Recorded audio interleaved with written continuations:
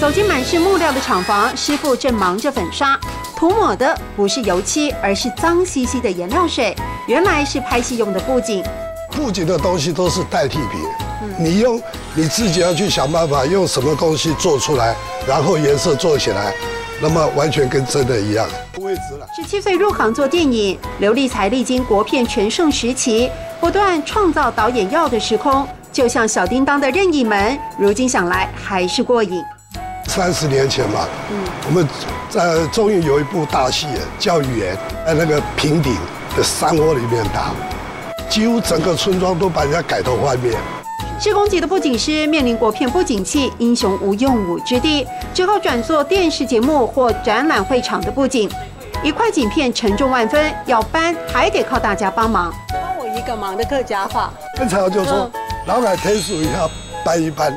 哦，老奶天数一下。哎。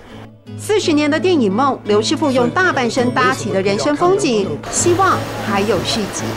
如果有朝一日电影又复活了，有电影要找我搭景，那我是精神马上就来。老奶天数一下，老奶天数一下。